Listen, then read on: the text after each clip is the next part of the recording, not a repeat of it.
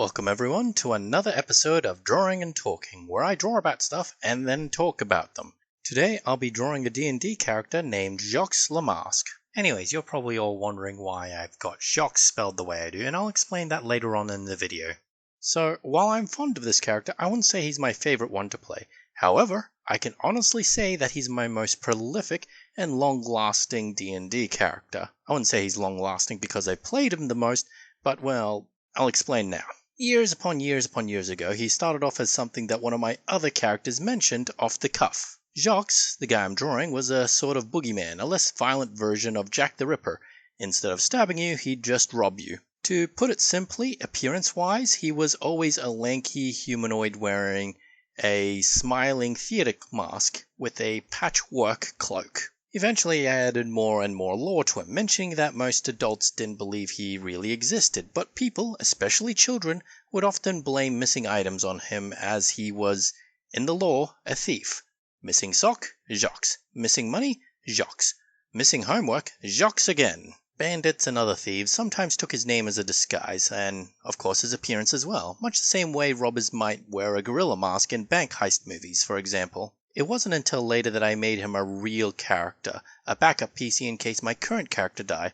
Unluckily, or possibly luckily, said character survived the end of the campaign, and I never got a chance to play Jaques in said campaign. So for those of you who are interested, this was a D&D 3.5 campaign, but thus many busted things would have been done with Jaques. I don't remember every specific mechanic, but I believe the final build for Jaques ended up with the ability to stop people from mind reading him, and if people tried, he could choose to only show them falsehoods if he wanted to. Besides that, he had a ridiculous amount of skill points and things that buffed his skills as well. Things that allowed him to add like 3 different attribute points to a single skill roll or double them and add his level to them, something like that. Once again, it's been a while, but I do remember that I could consistently roll low 40s on bad dice during skill checks with him, if I ever actually got around to playing him. Now, that said, he wasn't the only Jaques Le Masque I ever built.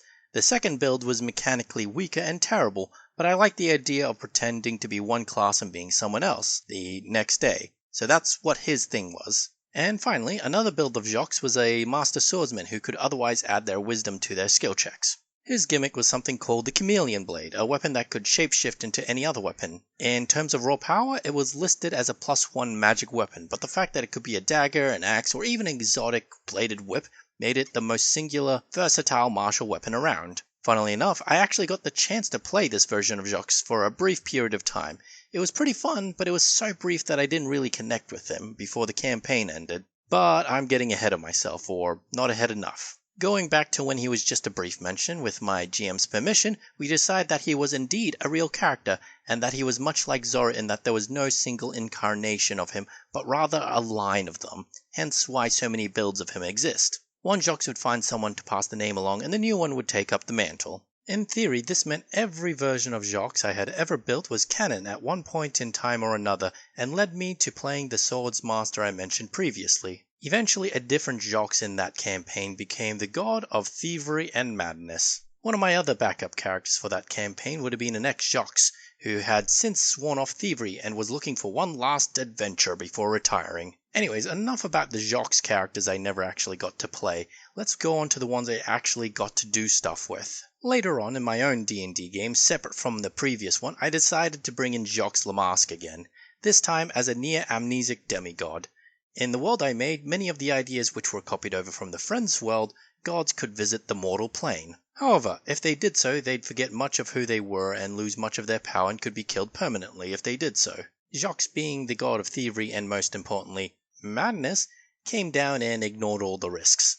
However, this kickstarts a series of events in which various other gods, for their own less insane reasons, decide to come down as well, if only to contain the chaos that would ensue from Jaques doing his thing, or in some cases, to take advantage of the chaos. The players befriend Jaques, and while he's powerful, he had the attention span of a gnat, so his help was impressive at times, but also unreliable as hell. It's been a while, so I don't remember all the details, but I remember having him steal a pool for the players once, as in like an actual body of water. They didn't ask for it, but a large pool of water just appeared in front of their house one day.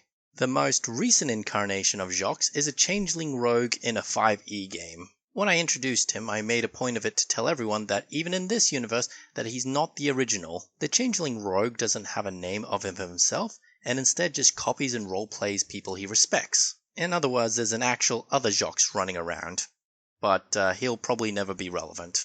That said, Jaques Le Masque is his default form, so that's who people usually call him and know him as.